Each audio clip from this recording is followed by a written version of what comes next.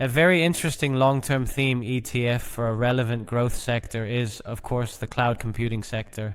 And specifically within the Giro core selection, we find one so we can buy it with lower transaction costs because of the core selection. And if we go to page 2 of the core selection, we find it here at the bottom with the ticker WTEJ, and it's the WisdomTree Cloud Computing. Now the official international ticker is WCLD, and we'll continue with that.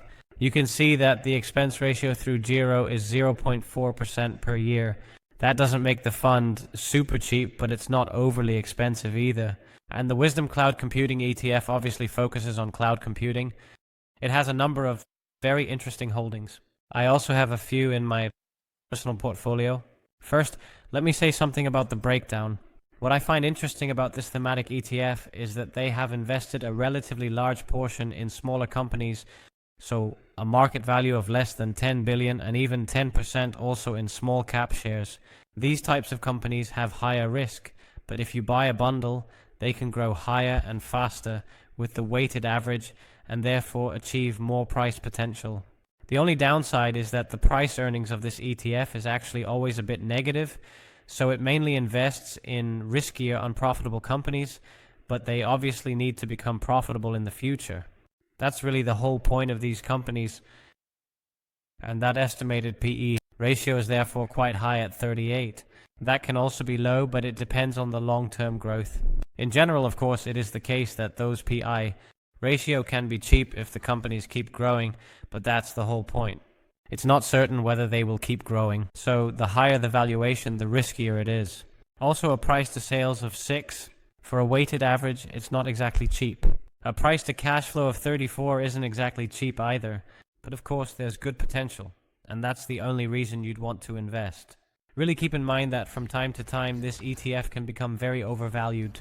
The reason for existence hasn't been very long, since 2019, and actually in a very short time, because of that massive overvaluation and good stocks, the ETF has risen a lot, namely by 160%, but in just a shorter time, it also dropped by 60%.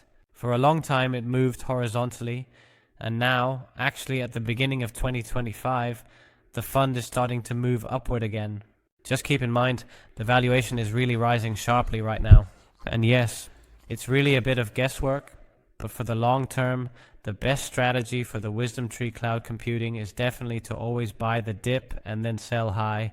So drops of 20% happen relatively often, and it could very well be at this current price level of 40% that the fund drops further. Let's take a closer look at this ATX exchange traded fund. The holdings breaking down is completely focused on technology, 100%. So we've talked before on our channel about popular tech funds like the QQQ, which I think is better, but the WCLD can really achieve interesting returns in the short term with its ups and downs. In that top 10 holdings, you see an even distribution. That's actually quite interesting. The strategy they use provides diversification.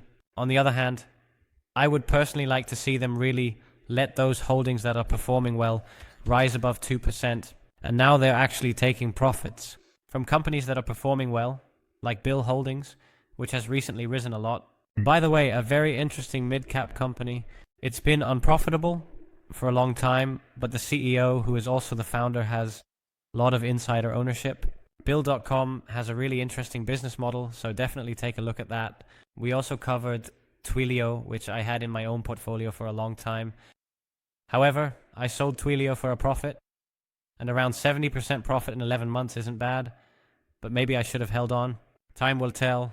I sold my profit, reduced my position, and reinvested in what I think is a cheaper company with at least as strong a moat and a bit more certainty. Also, other interesting ones like QT Holdings, definitely take a look at that. I also have shares in Shopify, actually for the long term. Interesting companies, good companies, all focused on growth from time to time. So they will show strong cyclical movements, and actually short-term drops of 20% or more happen relatively often. Right now, the ETF is getting a buy rating within the data model that we often use in our ETF analyses. Subscribe to our channel. We regularly make analyses like this, and these are also tools that you don't have access to yourself, but we pay for them. so you can also take a look for free this way. Why is it getting the buy rating? Mainly because the momentum is relatively strong. However, the 5-year total return is not very good at 60%, although above the median. But if you look at the top performing ETFs, including some that we've covered before on our channel, you'll see that 300% or 200% is much higher than 60%. Percentage that it is, much higher than 60%. Of course, this year it is doing well, and in the short term, as we just saw, the ETF is experiencing strong upward momentum. Personally, it would be more interesting if it starts to drop again, and then you can nicely apply the buy the dip strategy. Overall, for the long term, build positions and don't forget to take profits. Why? Also because the risk is simply a bit higher. Risk basically means the chance of total loss of money. I think that's a bit smaller with an ETF. Risk is also sometimes expressed in volatility. I don't agree with it myself, but that's just the world of investing, however they do it. And the standard deviation is higher. The volatility is also a lot higher than other ETFs. But of course, there are also global ETFs in this data pool. It does get a better score because it applies diversification by allocating a smaller percentage to the top 10 holdings. We've just talked about that. What I actually don't like about this fund strategy is that the turnover rate is really high at 30%. That means they actually change a third of the stocks every year. What I would prefer to see, as I mentioned earlier, is to just let the winners in your portfolio run. And 2%, I get it. In terms of trimming and diversification, especially with this strategy of cloud companies that can grow very quickly.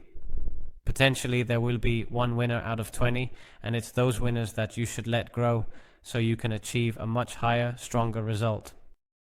But they don't do that. It's a personal choice. That's up to them. Although, in the long term, I really find it an interesting thematic ETF. Definitely hold on tight because the ride can be quite volatile. So this is not suitable for those looking for low risks or stability in their portfolio. If you have any questions, tell me. I'll help you, and thanks for watching.